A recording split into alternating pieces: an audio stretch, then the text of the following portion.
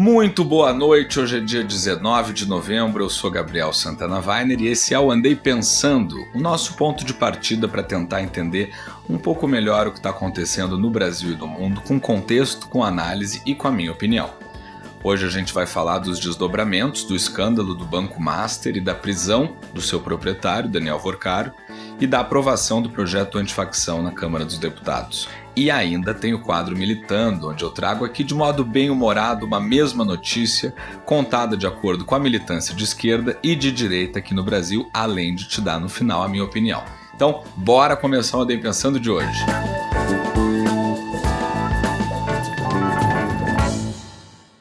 Bom, gente, ontem quando saiu a prisão do Daniel Vorcaro, do Banco Master, eu falei aqui no Andei Pensando da ostentação, do jatinho para Malta, da mansão em Orlando, da festa de 15 anos com show do Alok, né? Asfalto de brinde para os vizinhos na porta do condomínio. Hoje a gente precisa falar do dia seguinte, quando a poeira baixa na Faria Lima e a conta começa a aparecer no contra-cheque do servidor público, no caixa do fundo de pensão, na folha de pagamento de aposentadoria dos estados e municípios. A operação da Polícia Federal já mostrou que o Master não era só um banco arriscado, era um esquema que misturava título falso, crédito fantasma, empresa de fachada e uma expressão que o próprio juiz do caso todo usou, um puro espírito de camaradagem do BRB, o Banco Estatal do Distrito Federal, com o Master. Camaradagem, no caso, são 16,7 bilhões de reais transferidos de um banco público para o banco do banqueiro que agora está preso, sendo que o limite de exposição do BRB devia ser de 753 milhões. No caso do Master, foram mais de 20 vezes o limite, na base do amigo, deixa comigo que eu te ajudo a sair dessa. Essa ajuda agora virou suspeita de gestão fraudulenta num banco público. A Justiça fala em procedimentos escusos, compra de crédito que não existia, manobras para enganar o Banco Central e maquiar o balanço. O presidente do BRB foi afastado, a Polícia Federal quer uma investigação minuciosa sobre a situação do banco e a pergunta óbvia é: foi só incompetência ou teve mais coisa nessa camaradagem toda? Porque o governador do Distrito Federal, Ibanez Rocha, defendeu publicamente a aquisição do Master pelo BRB, lá no início desse ano. Ele não vai se explicar? Ao mesmo tempo, vai aparecendo o desenho da bomba de fragmentação que o Master se tornou. A gente não está falando aqui só do cidadão que colocou 10 mil reais num CDB pela internet e agora vai ter que esperar o Fundo Garantidor de Crédito pagar pelo prejuízo. Nós estamos falando aqui de 17 fundos de pensão de servidores estaduais e municipais com quase 2 bilhões de reais em títulos do Master. Muita coisa investida em produtos que nem cobertura do Fundo Garantidor tem. Rio Previdência, Amapá, Prefeitura de Maceió, cidades pequenas que talvez nem soubessem pronunciar direito o nome do banqueiro, mas que agora vão ter que explicar para o professor, para o médico, para o policial, como que o dinheiro da aposentadoria deles foi parar na festa de 15 anos de 15 milhões de reais que o dono do banco pagou para a filha dele. Enquanto isso, o fundo garantidor, que todo mundo tratava como um cofre mágico e infinito, vai sendo testado no seu limite, né? São 1,6 milhão de clientes do Master com 41 bilhões de reais em ativos cobertos pelo fundo, quase 30% do colchão de liquidez do FGC. Tem muito analista de mercado dizendo o óbvio, né? Se quebrar mais um banco, né, médio, assim, do tamanho do Master, vai ficar muito difícil para o fundo garantidor honrar todas as garantias.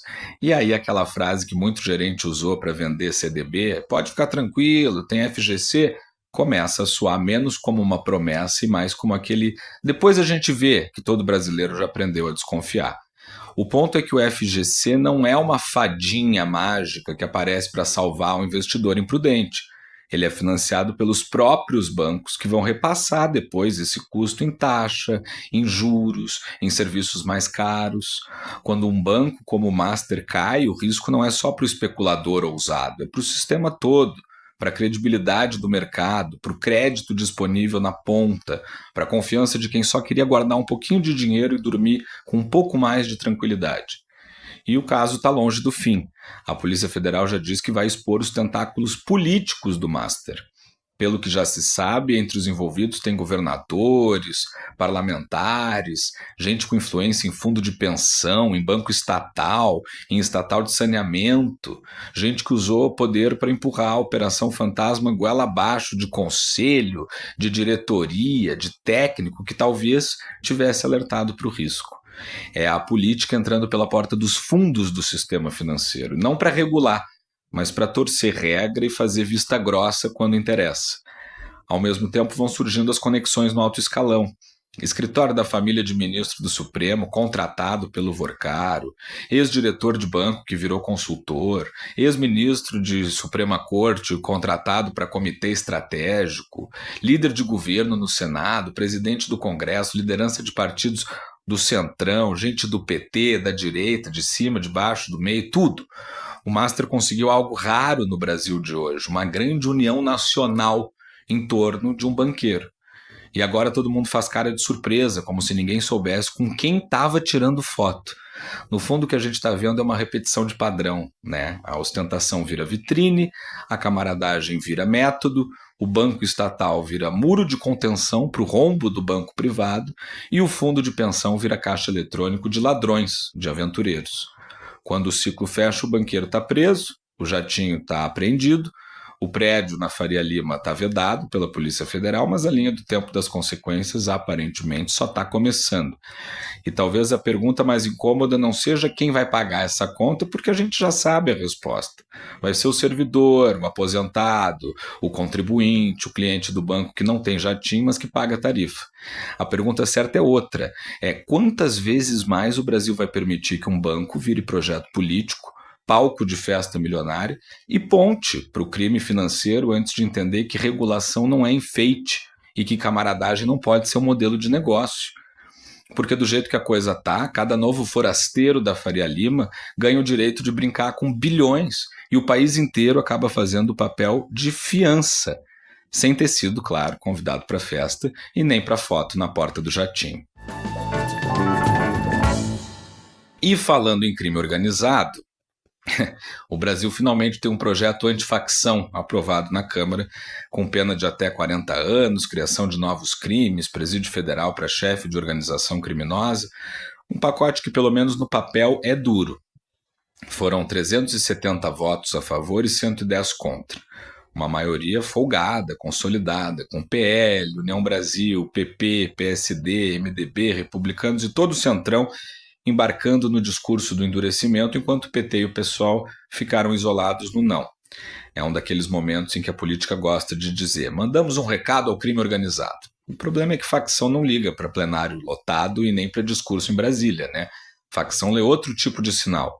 Quanto tem de polícia na fronteira, quanto custa corromper um agente, quanto tem de Estado na beira do rio, na beira da BR, na beira do garimpo. E enquanto os deputados aprovam o texto, saiu mais uma edição das cartografias da violência na Amazônia. 45% das cidades da Amazônia Legal já têm presença de facções criminosas, é quase a metade. São 344 municípios, um aumento de mais de 30% em relação ao ano passado. No Acre, o índice é de inacreditáveis 100% dos municípios. Em Roraima, 80%. No Pará, mais da metade.